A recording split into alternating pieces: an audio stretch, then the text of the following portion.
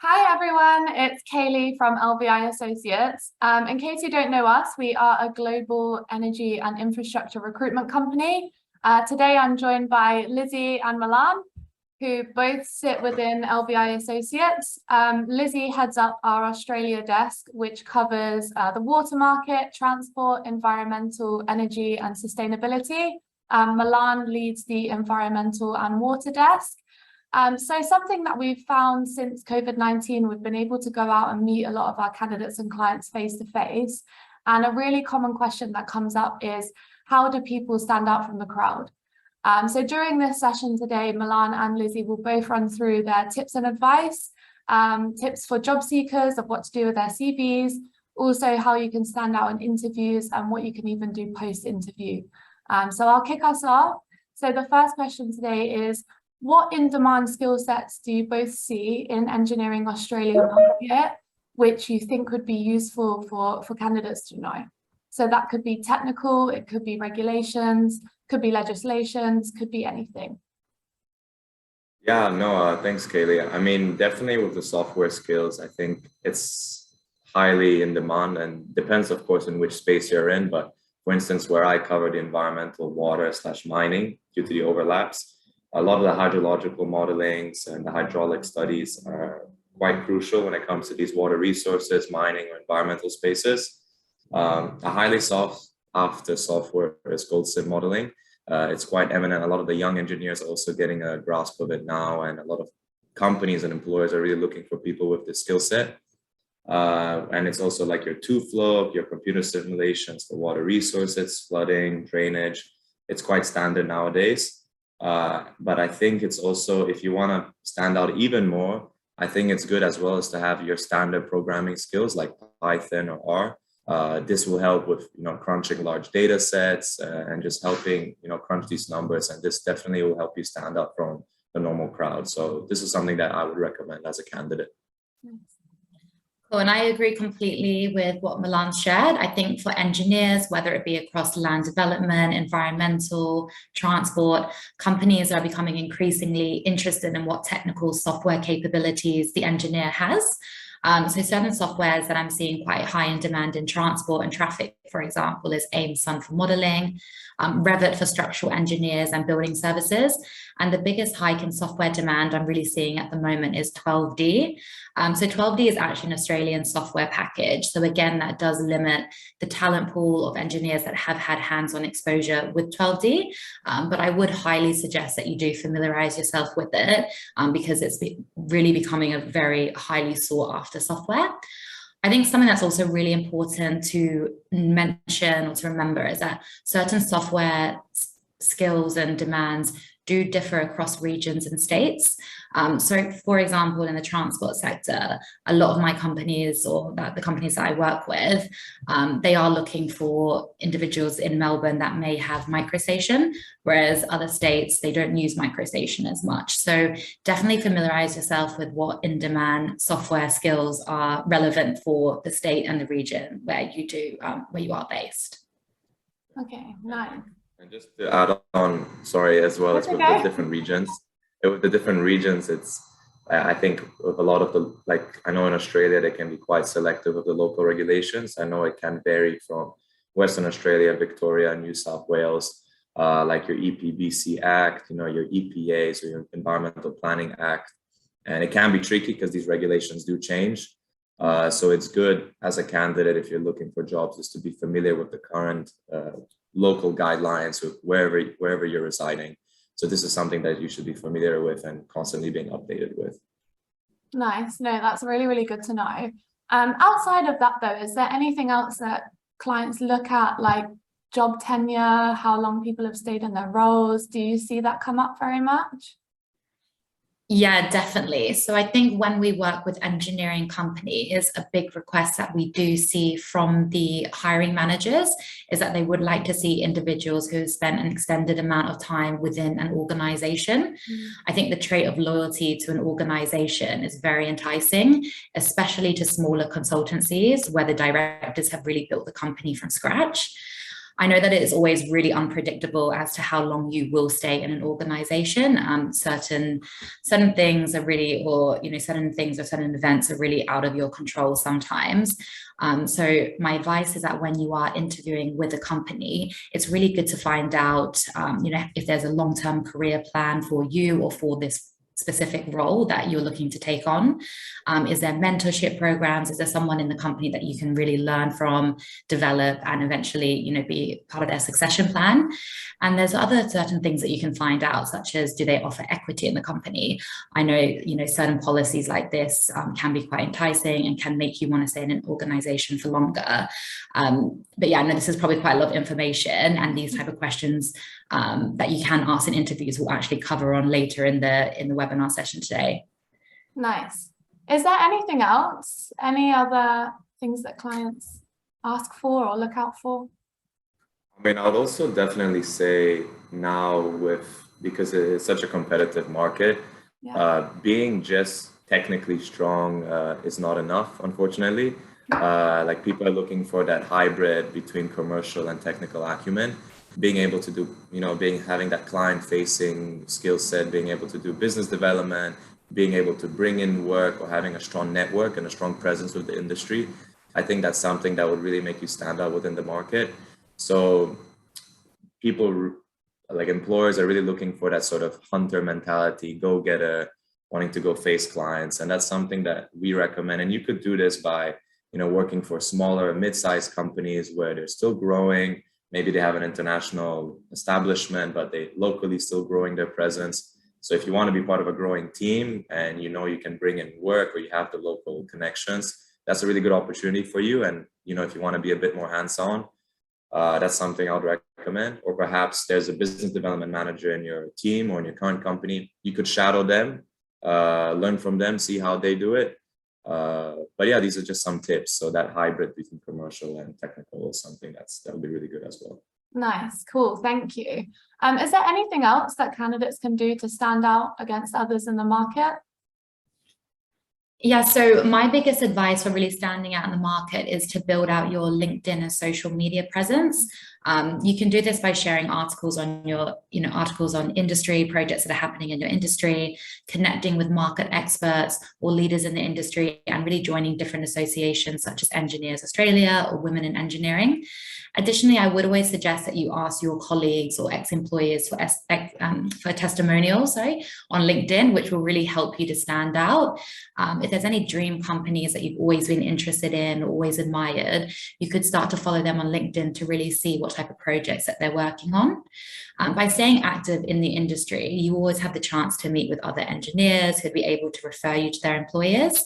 Referrals are really a great way and really effective way to land a dream position, as it will always allow you to really bypass, gatekeepers or job applications and give you the chance to speak directly with these companies.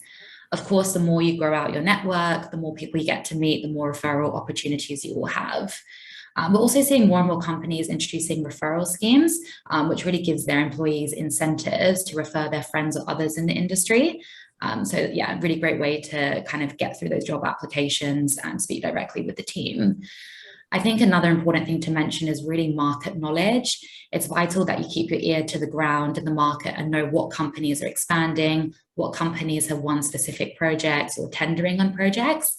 The engineering market in Australia is extremely opportunistic, which really means that if you have the right skills, an organization will want to speak with you, regardless if they have a position open or not, especially for those mid to senior level roles, which are not, extensively advertised on job boards or company websites. So it's really important to find out about openings through word of mouth or through individuals within the industry. My final point really on how to stand out in the market would be to actually reach out to niche specialist recruiters. I think when you do work with engineering companies, or when we work specifically with engineering companies, we will only put forward a short list of 3 to 5 individuals' profiles. Whereas compared to if you do apply through job boards, your CV may become 1 in 100. So we can really guarantee that your experience, your CV, your cover letter will be put right in front of the decision maker. And then we are able to really explain further to the team why you are the right person for the role. Nice. No, thank you so much, Lizzie. I think the LinkedIn thing is huge. I know that being present on LinkedIn is super important. If anybody that's watching has questions about that, please do put it in the chat box and we can give a bit more advice and tips on how you can go about that. But yeah, being present on social media is a big one. So thanks for that. So that's like skills, that sort of things that people can do. But when it comes to writing a CV, it can be quite tough to put those things on a CV. So do you have any advice on how people can actually tailor their CV so that it stands out from the other 3 or 4 people that you're putting them up against? Yeah, no, definitely. I mean, when you're tailoring your CV, I think there are a lot of different, like in terms of the aesthetics or what you put on, you know, sometimes you're not really sure what you prioritize first, what you put first in your CV. Like realistically, you know, employers, 30 seconds, they'll just scan through your CV and move on. So which is like what Lizzie was saying, you know, you want to stand out from the hundreds of CVs that get sent through a job portal.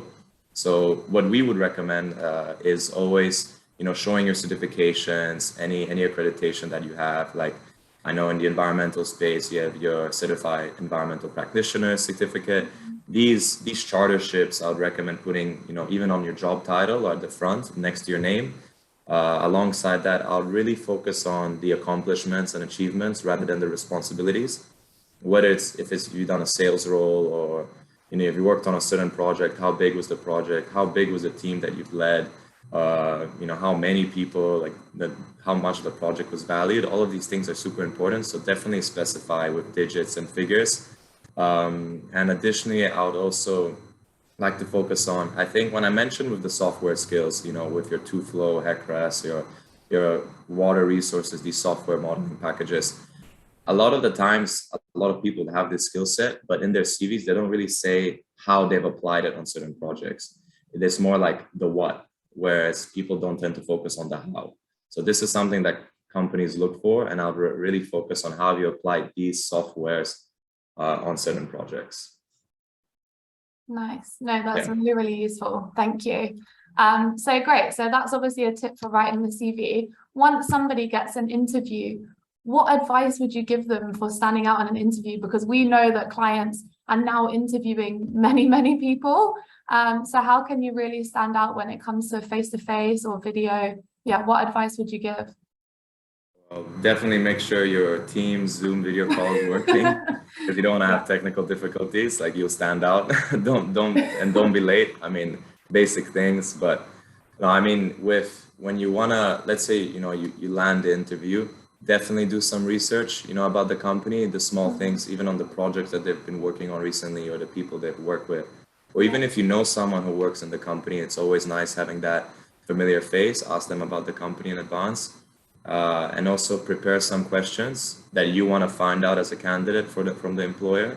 I think it's so important when you have questions at the end of the interview, when you ask the company, because A, it shows that you're interested, you've done your research, and also it shows that, you know, for yourself, it will be important to find out. So what is the day-to-day tasks, you know, the project that they're working on, the career path, the career progression, where you could see yourself in the company. This is something that you could do. So, and after the interview, to stand out, send a follow-up message, connect with the manager, the hiring managers on LinkedIn, drop them a message saying, hey, thank you for your time. These little small things, I know it might sound very simple and basic, but you'd be surprised by how there's not that many people who do it. So it definitely goes a long way. Yeah. Nice. No, thank you so much. It is good to know what people can actually do. And I think the Teams and Zoom thing, although it's funny, it is true. So every time, make sure that you've got that sorted. But yeah, I know during interviews, people usually get asked some really awkward or difficult questions like, what are your salary expectations? What's your current salary? Why have you got this 2-year gap in your CV?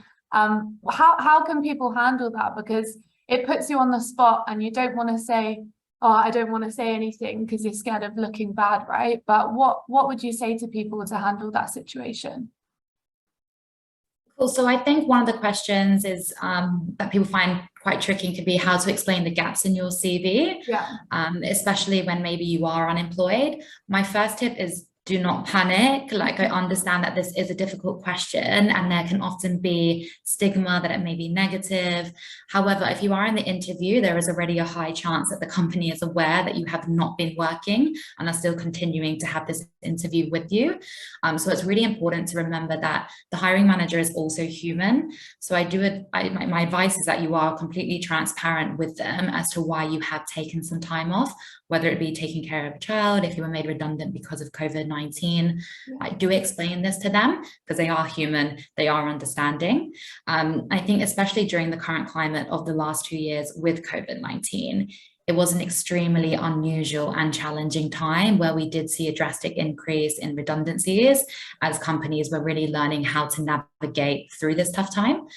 So if you were made redundant due to COVID-19, like, be sure to highlight this to the hiring manager.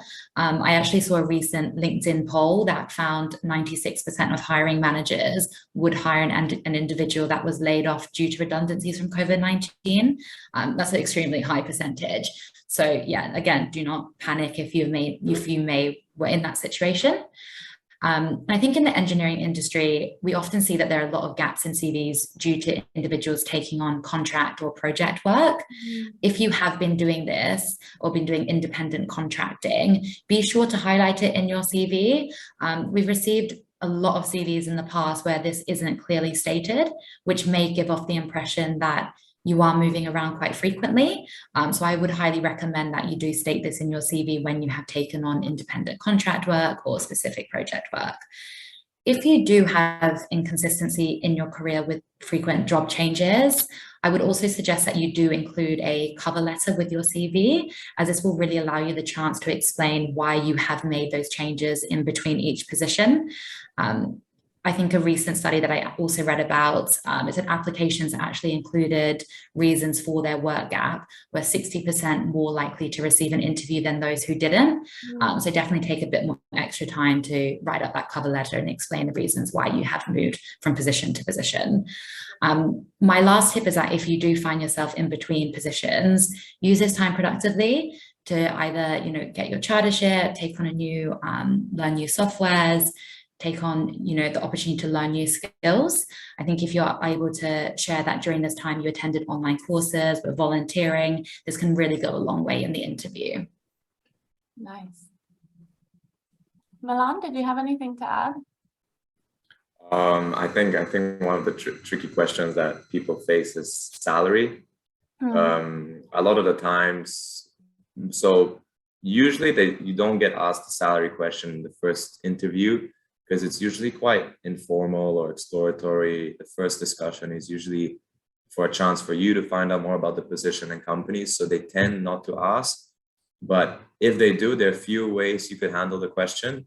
I know it can be difficult because the last thing you want to do is undersell or oversell yourself, and then you end up missing out on the opportunity. So we would recommend, if you get asked this question, try and deflect it. And you can deflect it by saying, I'd rather discuss it with my recruiter if you're using one, or I need to discuss it with my family. I need some time to think about it. I'll get back to you overnight. So you can do a bit of research, see what's the market rate, or you can ask around. Another way you can do is, if you feel pressured and you feel like you have to give them a number, please don't give a range, because if you do, they might lowball you and give you the lower range and you just end up being unhappy. So don't do that to yourself. Give a number that's really realistic and it's a true reflection of your skill set.